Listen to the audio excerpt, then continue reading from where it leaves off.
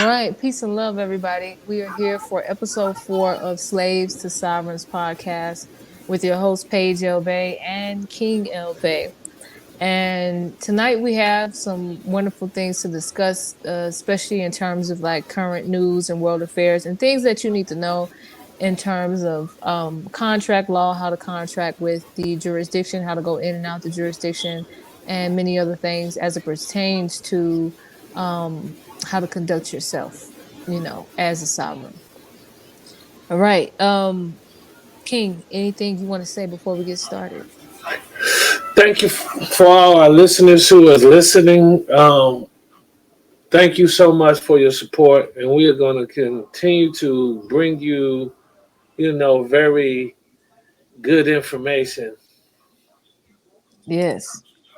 I shake.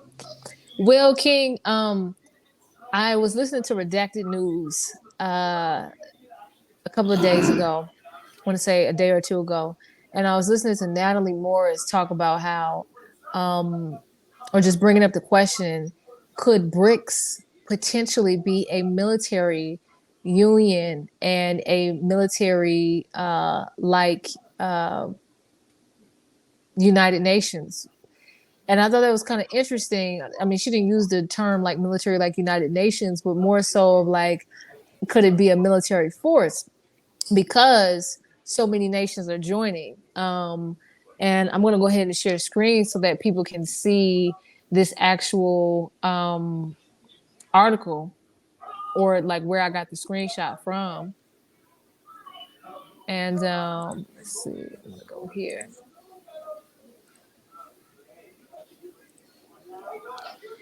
So it says BRICS, 39 countries ready to be a part of the alliance in 2024. The 39 other countries have not backtracked their decision to join BRICS bloc yet. They seem confident that the bloc might induct more countries in the next summit in 2024. The Russian region of the Kazan will host the event next year in August 2024. And then it says, read to know how many sectors in the U.S. will be affected if BRICS stops using the dollar. So currently they just are economic union that is talking about the halt of using the U.S. dollar, or just the complete. They're completely they're going to completely stop using the U.S. dollar for trade and commerce and other different things. So I wanted to know what would be your take if they were to do something such as a militarized union, and how that would affect the United States as well as the United States citizens if that were to occur. What are your thoughts, King? Um, so you got to remember, economics and power, world power, go hand in hand. It's done through military, and if you ever notice, like, where if you keep up on a lot of world events, the United States, through the U.S. military, it does what? A lot of the oil refineries, a Mm-hmm. lot of around the world, the United States have posts at majority of these oil refineries. There's one of our biggest sources of income, using that. So when we're talking about economics, when we're talking about control of resources, you must talk military. So there's an evolution that can happen. Um, for the U.S. economy, for the U.S. dollar, those who are not well vested in understanding the change can suffer economic collapse, loss of everything, social security benefits cut off, good medical care, the inability to be able to and just not just economically, this collapse of America. You can have the United States revamp itself into a whole nother entity and finding itself in, joining BRICS itself. Um, and when you understand how the world moves, people change and adapt to the current events. So you can even find that the America is abandoned altogether, and people fighting for their lives. And there can be a new regime if people are not critically thinking about this and being prepared to secure their rights. So um, we got a little time, but it's coming sooner than what people think. And there can be people got a lot of money in a lot of different things. A lot of money can be lost if people are not putting together and keeping up with the current events of the world to ensure that they secure their financial securities through investment strategies, and understanding estate planning, because that's what the wealthy do. They don't just leave all their money in one spot. They have nest eggs all over the world. Nice. Yeah, I agree with that. You know, that and people don't understand what that means. Like a lot of people are comfortable with the social security check that they got going, the housing, the housing vouchers, section 8 vouchers, even the veterans, you know, they're like, man, we fought for this country, we did so much for this country, and they very well could lose those benefits if there is a collapse of the United States dollar, right? If there is a collapse and BRICS is also militarized and the United States does not have a way to fight back because they are outgunned, you know what I'm saying? If you can't beat them, join them, right? Yeah. So that is a thing that many people are going to go through, and these are going to be very uncomfortable pains that folks may go through if they don't find a way to secure assets of some sort. So which also brings me to my next question. Have you heard about the Snyder Act? That's also been trending. Uh No, I haven't. I'm not oh familiar with that at this moment, but we can speak on it. yeah, so I haven't read too much on it myself, what everybody's talking about. So I've been seeing a couple of videos on TikTok. Some folks have been posting about how the Snyder Act, they now have it to where if you claim indigenous status with the United States government, they're going to give you $10,000 a month. Um, they had updated the Snyder Act, and some people had even posted their deposits into their accounts once they changed some things. A couple of indigenous folks have been saying that they have also removed Negro and I want to say Black from people's birth certificates and things like that. So that was also a part of the Snyder Act that they had updated, which I thought was interesting.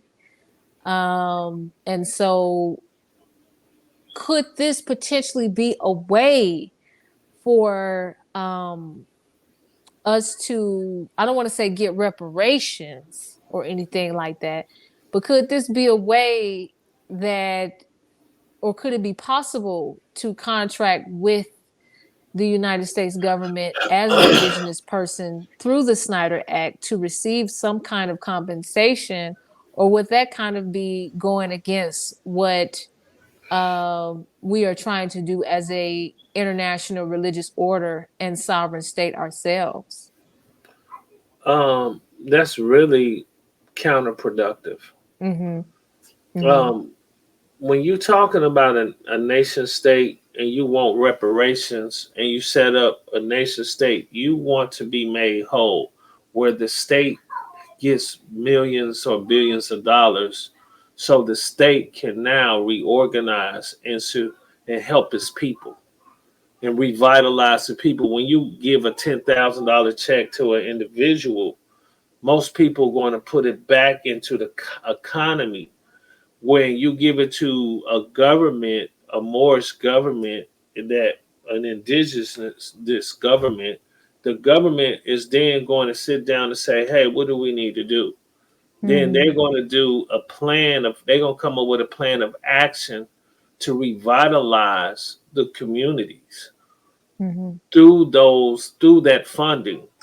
Most people gonna run out and go buy cars, go buy things that's going to be obsolete in the future, and Mm-hmm. then once you get that money, you cannot come back and sue for any other detriments that could have been on the table. Right. Now you waive all further liabilities, and now you can't make a claim. So those other Moors or indigenous people might come up with a state. You might not be privy to receive those benefits just because you have waived your rights to get those. So we have to look at everything moving forward as a collective. Is this collectively going to help us overall? If the United States abandon us and don't give us the reparations needed and give everybody a couple of dollars, and under that agreement it only lasts for so long, and the country is bankrupt already, and then you further revamp and revitalize and abandon the corporation, and it moves and create a new entity to join BRICS. What are we going to be left with? You see what I'm Mm. saying? Now that money might not even be useless in BRICS because they're not even accepting it. And now, what's going to happen to the money that you got? Exactly. So we have to be very mindful and understanding when the changing of the guard happens, where we going to be at, and what do you understand about world economy, global economy? What do we understand? Very few of us really understand world economy, world events, let alone a global and stabilizing a global economy for a nation state. Um, Gross domestic products and stuff like that, having national products, understanding all these moving parts that runs the nation. So I think people have to very that I think we have to think very seriously about what we're getting into, and understanding that there is nothing in this world for free. There's a price or a cost with everything, and that you must understand what you're giving up when you get into these kind of arrangements. Yeah, I agree. Especially like with the last thing you said that, hey, that money is not even going to be used outside the United States, potentially. Some countries may accept it, but if it turns out that the majority rule where everybody does join BRICS, that money is going to be useless. And if you think the dollar is rough now, inflation is very rough now, imagine when they really start getting the ball rolling where they have 50 countries not using the US dollar. You're really going to feel it at the grocery store. You're really going to feel it when trying to buy things anywhere. You know what I'm saying? And so that's really important. And even travel, which goes into my question with, my next question with travel. I'm going to share my screen so that you can see this. And we're going to talk about the worldwide caution that the Department of State put up for traveling. And it says here, this is a worldwide caution, current November 1st. Worldwide caution due to increased tensions in various locations around the world, the potential for terrorist attacks, demonstrations, or violent actions against U.S. citizens and interests. The Department of State advises U.S. citizens overseas to exercise increased caution. U.S. citizens should stay alert in locations frequented by tourists, enroll in the smart traveling enrollment program step to receive information and alerts and make it easier to locate you in emergency overseas, and follow the Department of State on Facebook and Twitter. So um, I wanted to ask you about this too, because, when we talked on, I think, podcast two, or episode two to episode one, we were talking about how, if you were to join the religious order and become a member, that you can get religious accommodations when you do travel and go different places. So with this worldwide caution, how would uh, how would this affect us? Because we technically would not be U.S. citizens, but we do have a U.S. passport. Will we technically be treated as U.S. citizens because we have this religious passport? With the foreign state recognize us as U.S. citizens and potentially attack, potentially uh, I want to say other states, not potentially attack, excuse me. Would they potentially treat us like US citizens? Would they potentially um I don't know, yeah. What do you what do you think?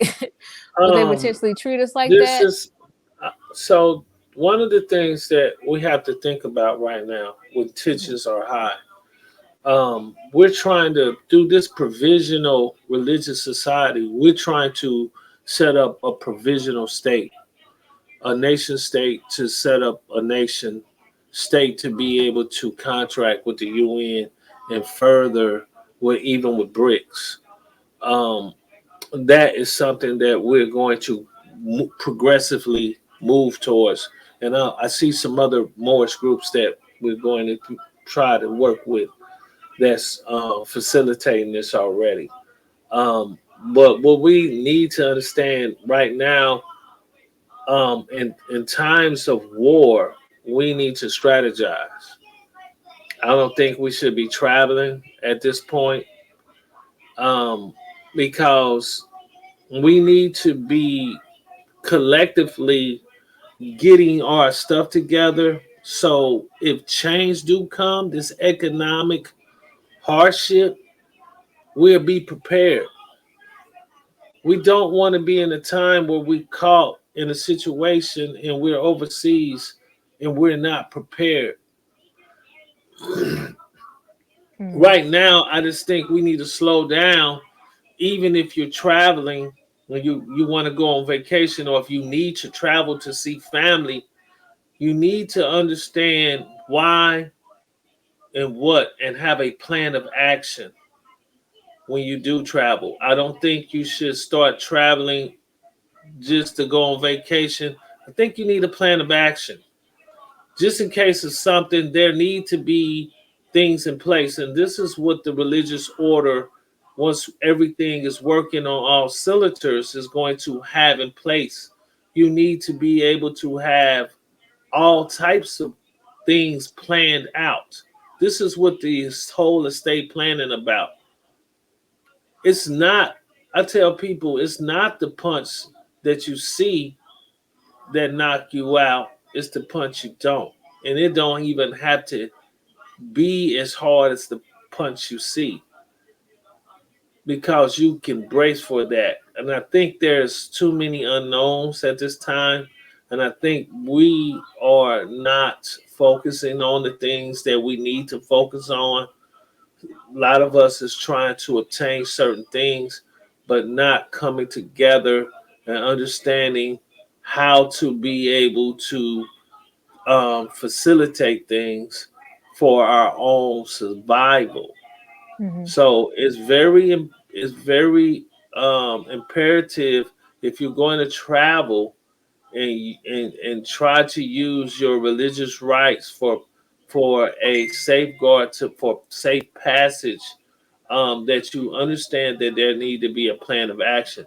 So when you come into the religious order, you're still technically within the U.S. jurisdiction, within the scope. And as we move into statehood, we're going to separate that, because you're going to change your status and become a part of a state that you pledge your oath and allegiance to, and that is going to make a difference. And once you do that, the state now has to go internationally and make moves. It has to meet with other nations. It has to come into the UN. It has to go and meet BRICS. You have ambassadors and stuff that need to go as a spokesperson and secure a relationship, before we start trying to move in a lot of different ways, so that we won't be mixed up in a lot of different things, so that we will be able to travel with safe passage and not have these high tensions. Um, but you got to remember, a lot of people, due to the fact that you, even if you are part of these groups, you still look and appear American. You speak English, so you're already going to be grouped as an Englishman based on your language, even if you are not.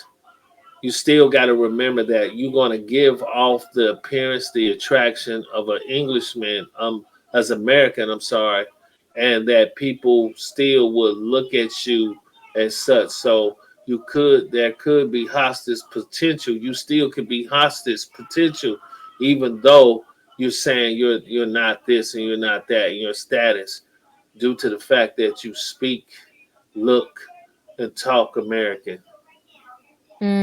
Got it. So I do have a question though. When you say, just for the audience listening, when you say when people come into the religious order, they will fall under the scope of the United States jurisdiction. To what degree? Um, you the degree is that we got to understand is that what is the United States and the jurisdiction that we're dealing with. We're dealing with a commercial jurisdiction. We're still going to be having some commercial activity within the borders of the United States that's still going to have to be accounted for, because they are contractually obligated through private stockholders, and in which they have to answer to, and that we're facilitating this commercial activity Mhm. within that network, and that we need to understand how to move in which now we can still safeguard our rights. Right. Things are going to be a little different throughout my ability to understand how to contract, but that doesn't relinquish you from even if we get a more state, um, still within the United States, we're still going to go through some processes, that we're going to put people through certain applications, like E1 treaty applications and different stuff like that. So all of these different things is going to be a process, and it's not going to come overnight. Mhm. So people have to think and do all of that. We're doing something a little different due to my understanding of what I'm trying to facilitate for the members in the organization, so that we can be recognized and treated as a treaty party with treaty rights, treaty benefits, through these applications and other things that we're trying to assort and push through the religious order, and set up a provisional state in which we can then move into our statehood to secure our rights under that state, and work with a Moorish group that's already moving in that direction, so that we can have a united front. But it's going to take a lot of smart individuals to come together, because running states is not easy. It's a 24-hour business. The state don't shut down. There's Right. no off days. Right. There's no breaks. You see what I'm saying? If a governor is running the state, he has to come in whenever he's needed. He still have his 24-hour job. A governor still, I mean, he works 5 days a week. He might get his butt, like his 40 hours, but he don't. Everybody else get to clock out and go home.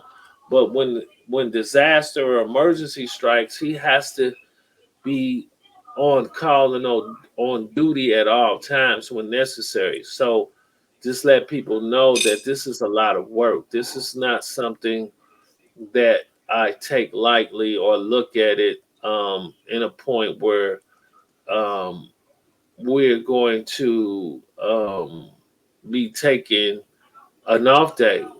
Being a part of this religious order, having all the heads, there is no off days. I won't be having, I might have some free time, but technically it really won't be an off days. So it's a lot of work involved. I didn't spent my life understanding this. So that's what we have to keep in mind, this mindset of understanding what it takes, what we have to do to be succeed and be successful at this stage and moving into statehood and securing our rights. What do it take? And it's going to take a lot. And a lot of people, a lot of us is not there. We're not. Mm. Yeah, it's a lot. You know what I'm saying? And I feel as though people have to understand that this takes work, it takes dedication. You do have to study. I know that a lot of people, have so much going on in life. I get it, I'm there too. But at the same time, if we are moving towards creating nations and, getting off of the breast of the United States and things like that, and learning how to contract with them or learning how to terminate contracts, we have to be mindful of how to do this. And the first step is education and deprogramming. So there is something else that I would like to send to you too, King, that I would like to go over. I think that falls in line with this. Um, Many people are aware of Mount Shasta. I'm going to share screen. Many people are aware of Mount Shasta. It is a sacred site in the world of mysticism and occultism.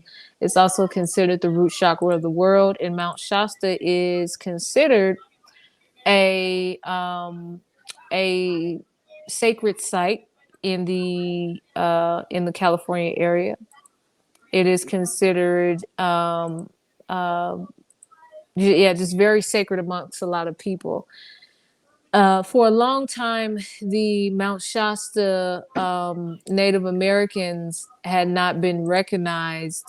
And recently, an article was posted that they retrieved 1,080 acres. And I'm seeing that a lot of indigenous tribes are getting their land back. So it says the Northern California tribe reclaimed their ancestral land and save endangered salmon.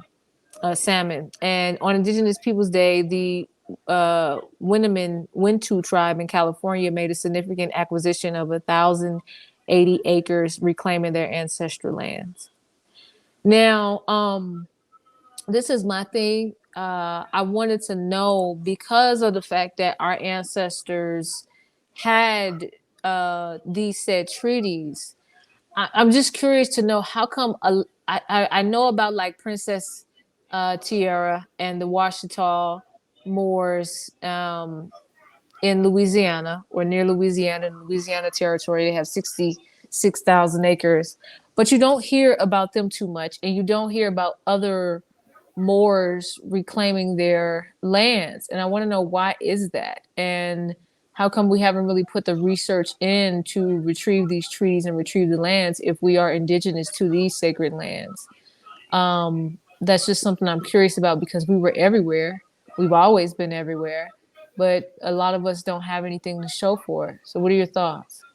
Um, First of all, I try to tell people, don't always believe the hype.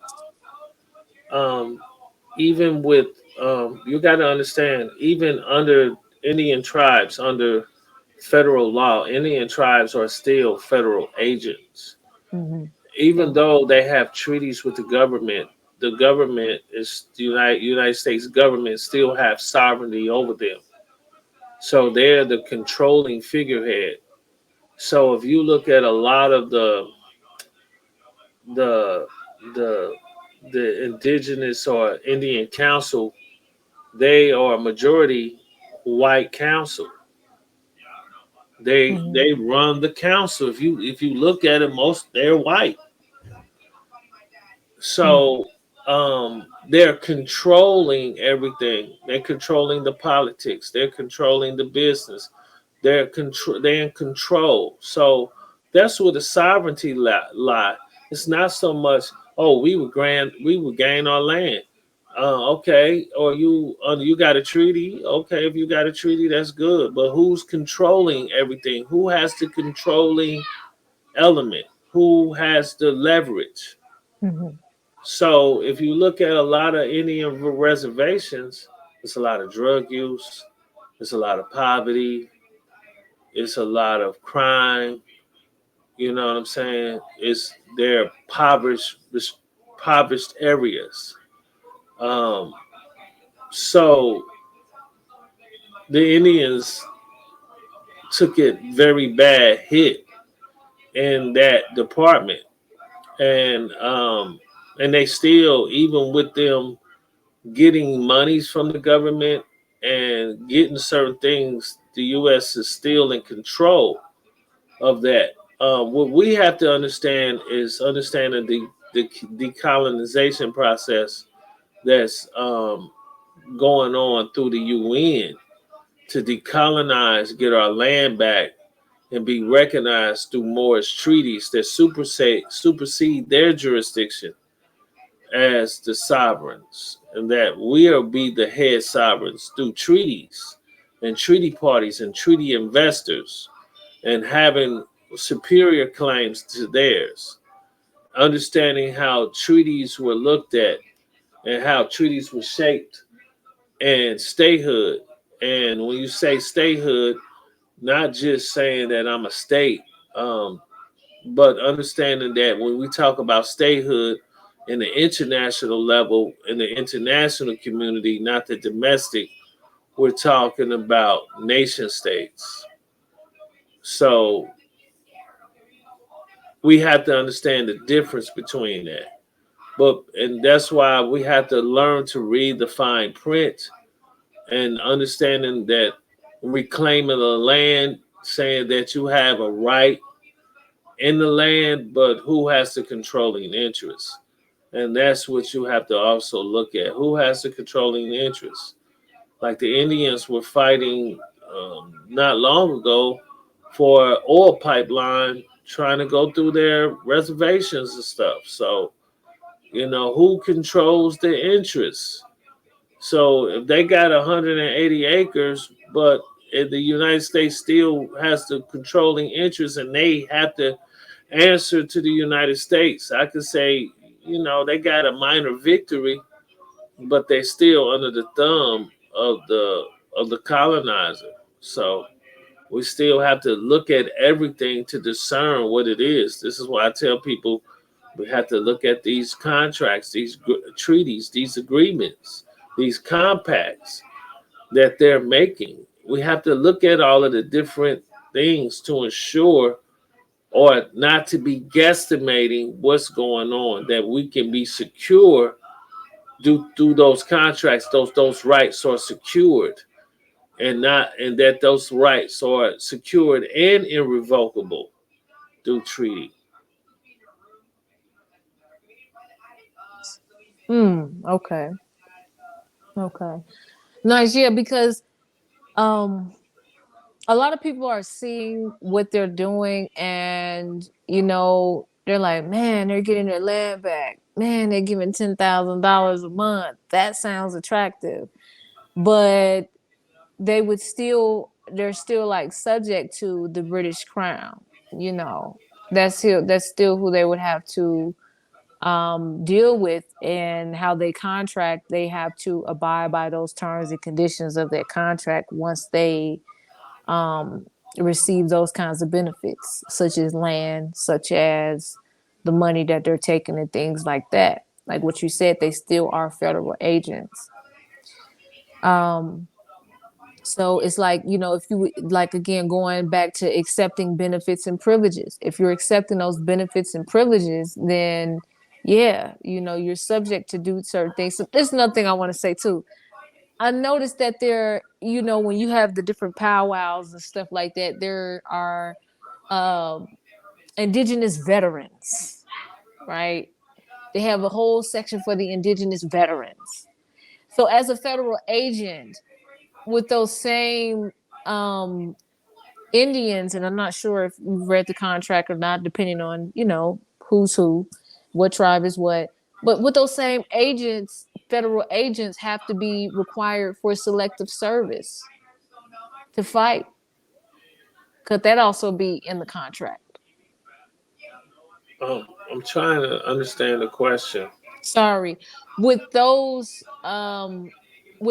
Native Americans that are listed as federal agents because they're taking benefits and privilege, would they be subject to selective service? Of course. Mm, mm.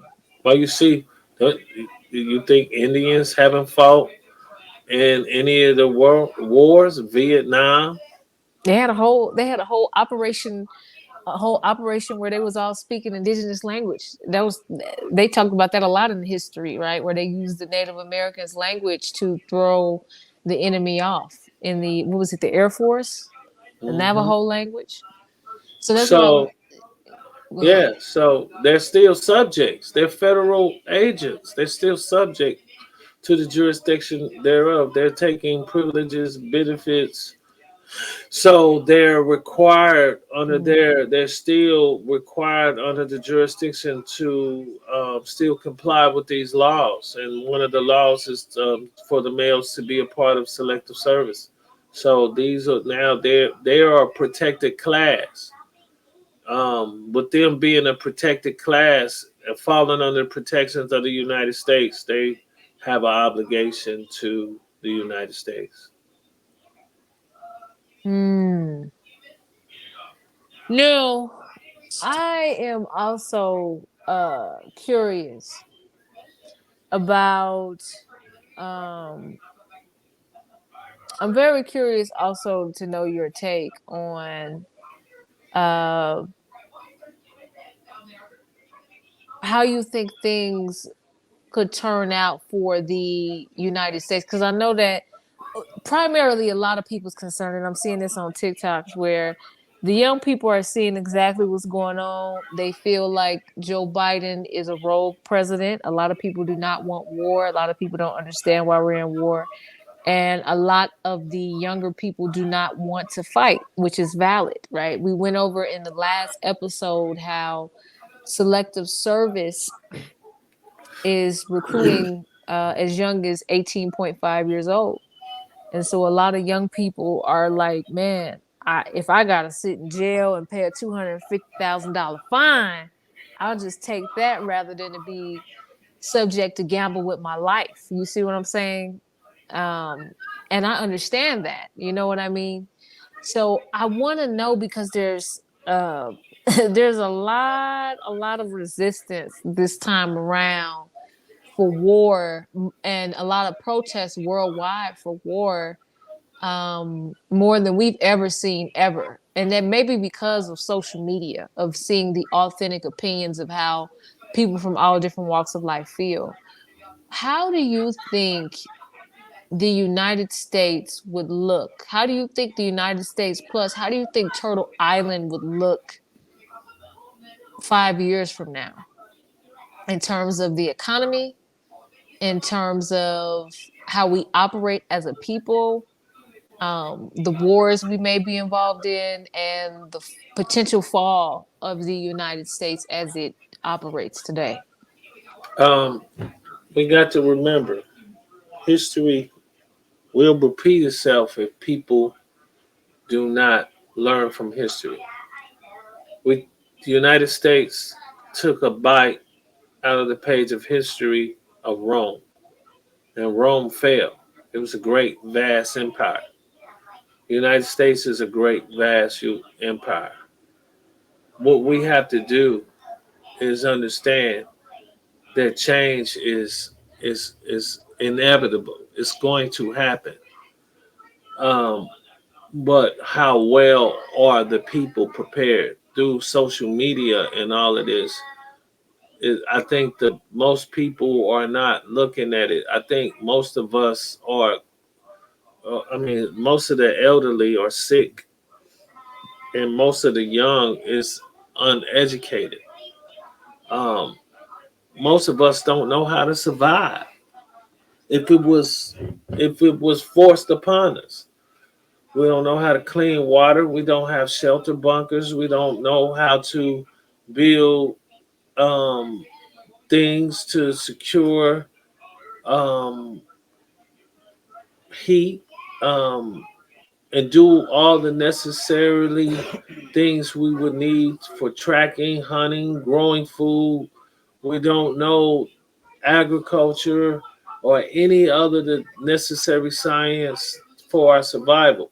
So I think the revitalization of us communicating, and it's just going to be how well the people are prepared, or those who are aware of what changes to come, get a grip and gather up all the resources necessary for the change to make, to ensure the survival of the states, whatever it transform into. Um, and I think people are just running around. I just see there's too many TikTokers and too many things people are entertaining themselves with, but not educating themselves with, to Mm-hmm. ensure if something, if it's a collapse or a change or a disaster or anything that approach, that we are prepared at this point. For what I'm looking at, we are very underprepared. We don't understand the politics involved. We don't understand the necessary tools to um, secure our status and state of living. And I think that we're I mean, if we look at our education based on where the world is at, we're very undereducated. Um, Most of the Europeans and other overseas countries have a far better education system, and the United States was, like they said, a great experiment. And when the experiment over, where it's going to leave the indigenous people. Mm. Yeah. And speaking of that, you're saying like we have the lowest education, um like our education system has gone down the drain. I mean, I'm going to share this with you too, because this is kind of surprising, I would say, for Oregon.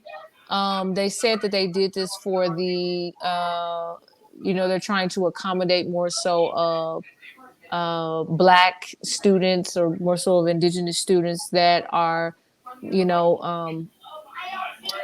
account for Oregon's population now. Oregon, quote unquote, is trying to do better because they've been one of the only states to actually put in their constitution that they don't want any black people there. And so that's a really big reason why Oregon does not have as many black people there, is because it was actually written in their constitution. Um, I'm going to share screen too, so that you're able to see this article that I'm talking about. But the students, you can't just give them a zero anymore, right? Oregon is the latest state to dumb down education. Can you see the screen? Not yet. I see it now. Okay, Oregon is the latest state to dumb down education. Talk about the soft bigotry of low expectations. So it says the Oregon Board of Education voted unanimously in October to remove requirements for students to be proficient in reading and writing in order to graduate, joining the long line of ill-advised moves to cut academic expectations for American students. The Oregon Department of Education released a statement calling the reading and writing proficiency standards burdensome to teachers and students. Dan Fairley, Oregon's assistant superintendent of research, assessment, and data with the education department, said the standards simply do not work. So I know that they were talking about how if a student, I think, um, I don't know if it was attendance wise too, that if they didn't attend, they could just get a zero for the day. I think it starts off at like a 50% or something like that. It was something that I saw about this, and I was just kind of shocked, like, what? You know what I'm saying? Like, it's just no accountability. And it reminds me of my time also at Chicago Public Schools, where they would just pass children along, pass children along, pass children along. And there was just no accountability, um, and no willingness to push these children along to be smart, to have skills, to be competent, to be literate, because a lot of them couldn't read either or write. A lot of people are complaining that the children don't know cursive, but that cursive is not even a problem. You know what I mean? I feel like I'm like, all right, if cursive is out of style, it's out of style. Can the children read? Can they comprehend? Do they understand what they're reading? Are they literate? And a lot of them no, which is quite scary. And I think that's what we're being pushed to, is that we're going to have to start creating systems to where we can at least homeschool our children, um, and try to do something to where we can offset the damage that the public school system is going to do to these children by contracting with these education systems. Um, I also wanted to share this with you to piggyback on what you were talking about how we don't have bunkers and all this other stuff, right? So, currently, the United States, they're talking about this all on TikTok too, about how um, there's been increased flight activity to certain bases underground in the United States. Raven Rock is one of them, and a couple of others. And a lot of people are angry because they're like, man, the president and other members of Congress are starting a war because a lot of the important figures allegedly in these high positions in the United States government have dual citizenship with Israel. Because we're not United States citizens. I don't know if it's my role to talk on that about dual citizenship when you have a duty and obligation to a high role within the United States, but a lot of them are Jewish and have dual citizenship in Israel. And so a lot of people have been angry about the relentless and devotional support for Israel at the time. And so the United States is building a new nuclear gravity bomb, Pentagon announces, and they are trying to, build one of these bombs in case, they need to use it. This one will be a lot stronger, a whole lot stronger than the Hiroshima bomb and Nagasaki bomb that they dropped in the 40s against Japan, which would be highly detrimental to our world. And a lot of people are upset that, they're like, what's it called? Agitating a war and then going to hide, but not allowing the citizens to even have access to those bunkers that potentially, allegedly, these members of the government are hiding in due to the increased flights going back and forth to these said locations. What are your thoughts on that? Do you want me to address the school situation, including all of this? Yeah, you Um, can. Yeah. um I wanted to well, respond to what you were talking about with the school, so I okay, just wanted to show that. let's talk about all of this, Hmm. about the whole entire gambit Hmm. with the school situation. I want you to think about this. The education system was detrimental to our growth anyway. Due to the in the past, think about what they did. The blue collar workers, I remember when I was younger and when my mother was younger, you can take cosmetology, welding, Hmm. a lot of the blue collar jobs, they were in school, nurse aid, assistants. You didn't have to go to another source of school to get those trainings and pay for it. It was in the curriculum, right? So a lot of people, when my mother graduated, she was a cosmetologist. You know what I'm saying? She had that skill set up under her belt, Hmm. and we got to look at what's going on now and how the education system, it was a bait and switch, because look at how many students went to college, paid all these thousands of dollars in debt, and not even working in their primary field of study. So we I think we have to start collectively seeing what's best for our family, like the rest of the world. Like if the Rothschilds and the rest of the Wish families, they say, okay, you're gonna go to school based on what the family need.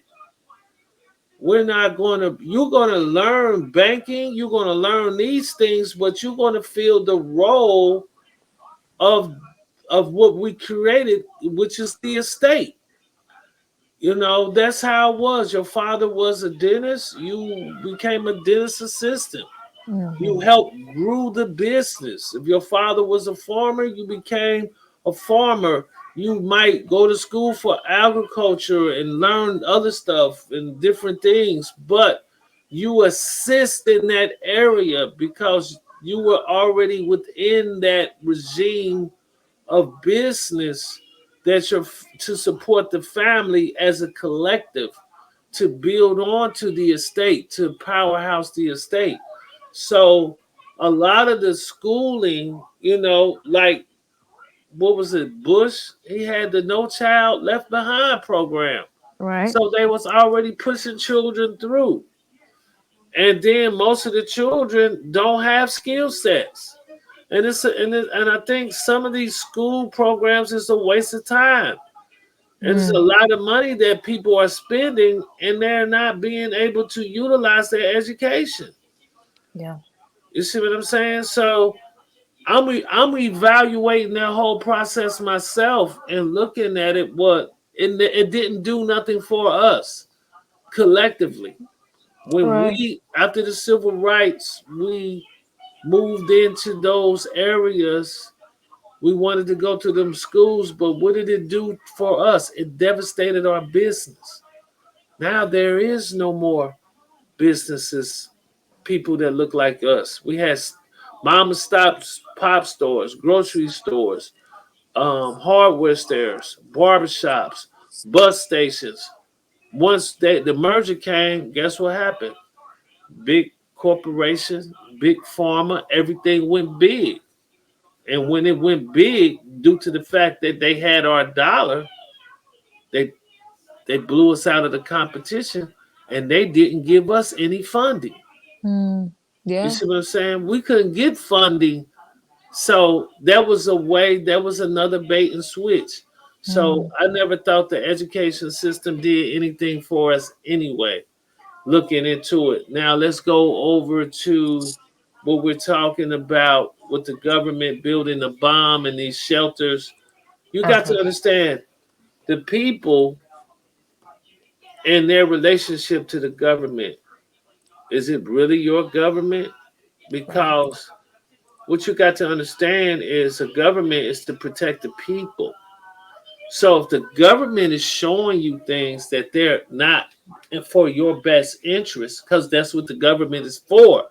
The people is the sovereign, and the government is the sovereign, and the people with their election powers put the proper representatives in there to represent their best interests, right? Mm-hmm. So what has they shown us? They started showing their hand that they're starting to move in the interest of those who have a great vested interest in other things, and is becoming more and more obvious. So they're not concerned about us. They're concerned about the wealthy, those who have everything that they need, and who are investors. So we have to start looking as a collective group to start saying, hey, we have to be prepared. We can't depend on that.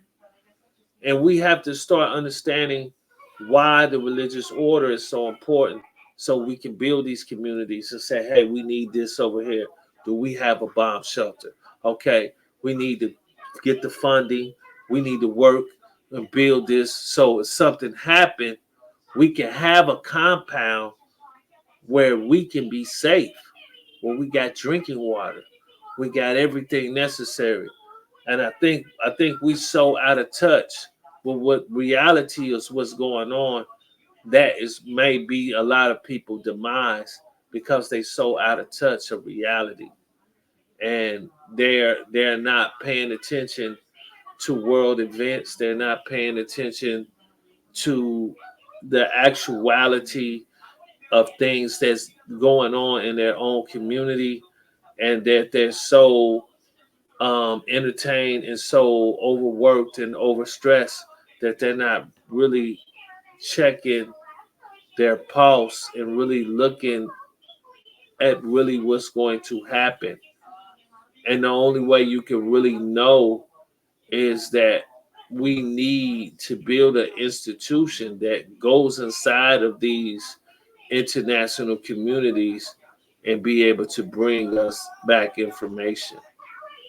And that needs to happen like yesterday so that they can have a seat at the table as a watchdog group to see and bring and generate a report to say, hey, this is the real facts. Here's the information. Here's what's going on. So these are the things that I'm looking at because a well-informed man and woman can do what's necessary to stay ahead. It's about being well informed, right? That's the whole purpose about being educated so that you can understand how to be well informed. When you're not well informed, it can really be hazardous to how you survive and thrive.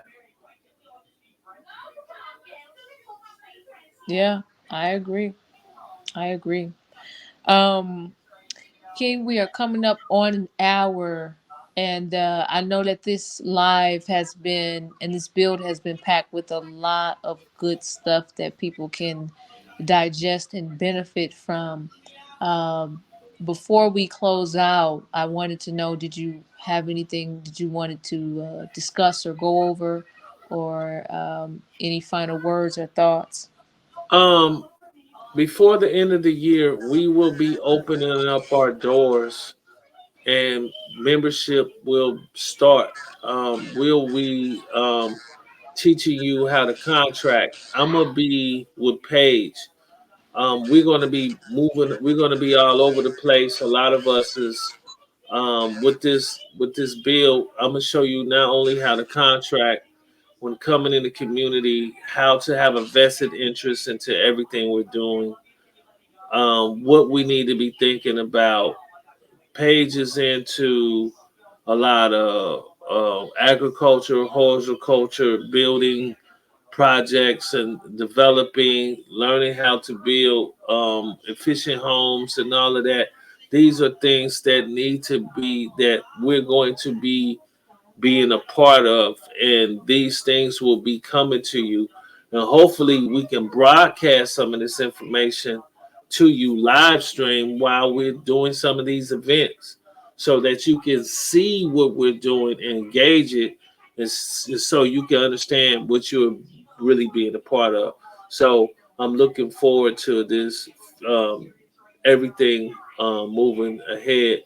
But I had to take some time to really think about and build all the moving parts through contracts so that I can really safeguard people so people don't go out here and give up everything and don't know how to protect themselves. Wonderful, wonderful. I give thanks for that. I'm really excited for that. I know a lot of people have been asking about that. We are limited as a religious order in terms of capacity, and King has devoted a lot of years, a lot of dedication, decades into studying his craft as a litigator as well as an investigator um, for this work. So, it takes time. It's not easy work. You have to be competent, not confident. I said competent, but you have to be confident as well as competent in what you're doing. So I give thanks for that, King. I can't wait for that to take place, and I know that a lot of people are going to benefit from this. I know that a lot of people are going to benefit from the knowledge and information that we're putting out in this podcast. And this is stuff that we're answering in real time. These questions that I'm asking King are not practiced. They're not rehearsed. It's just like, hey, what do you think about this? What do you think about that? And he just giving it to you on the dome, right? So, that's something also people have to understand is that, King is answering from his knowledge and information and his competency. So, if you all have any questions about what we're doing, please send us a DM. If you have any questions that you want answered, any news articles that you want us to go over or review, or you would like to know any more information about what we're doing, please send us a DM. If you are also interested in building with us in any way, shape, or form, whether it be if you have land or a business or something like that, if you have donations or sacrifices that you would like to give or whatever, please send us a DM as well. And we look forward to building with you. Any final words, King? Just want to say peace and thanks to everyone and stay well informed. All right, everybody, peace, and we will talk to you all in the next episode. Take care. Be well. Blessings.